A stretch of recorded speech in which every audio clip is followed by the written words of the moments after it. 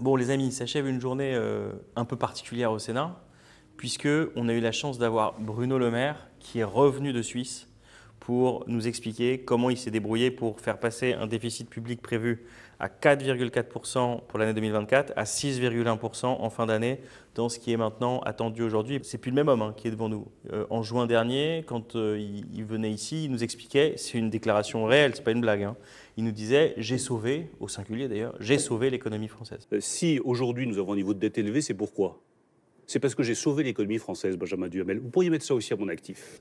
Et là, on a quelqu'un devant nous qui regarde quand même un peu plus ses pieds. Le sens de l'État, c'est le sens des responsabilités. Il y a un ministre des Finances qui viendrait vous dire aujourd'hui les comptes publics se sont dégradés, c'est un fait. Et c'est pas ma faute. J'aurais pas un grand respect pour lui. Donc je prends ma part de responsabilité. Et il s'est passé quelque chose que moi je n'attendais pas, que je n'envisageais pas. C'est que dans son audition, il lâche complètement le président Macron. Il a dit à Emmanuel Macron que s'il y avait un gouvernement démissionnaire, compte tenu de la situation des finances publiques et compte tenu des pouvoirs limités d'un gouvernement démissionnaire, on allait être dans une difficulté. Et ça n'a pas empêché Macron. Enfin, il faut quand même voir ce qui se passe.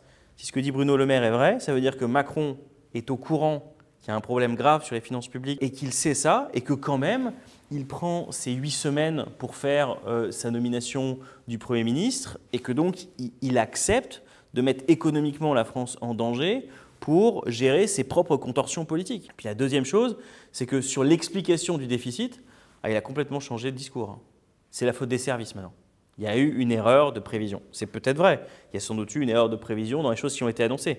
Mais ce n'est pas ce qu'il nous disait il y a quelques semaines encore. Il y a quelques semaines encore, il nous disait c'est la preuve de la réussite de notre modèle, ce qui est en train de se passer. Donc vous avez un ministre de l'économie qui est venu, qui n'a pas été en situation de nous expliquer ce qui s'était passé, qui a chargé le président de la République sur des accusations que je trouve assez graves, qui a chargé ses services et qui nous a dit « moi je ne veux pas que mon bilan soit entaché ». La réalité c'est quoi? C'est qu'on a là un homme qui a eu le mandat à Bercy le plus long quasiment de notre histoire, puisqu'il a passé 7 ans à Bercy, qui laisse l'héritage de dette le plus important de notre histoire, et qu'il n'y a aucune remise en cause sur la théorie économique que ces gens ont dans la tête.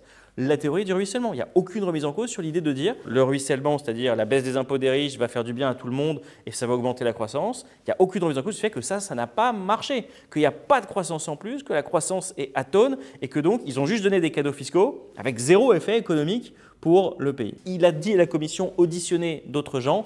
J'attends de voir ce que vont nous dire les autres ministres qui vont être auditionnés dans cette commission.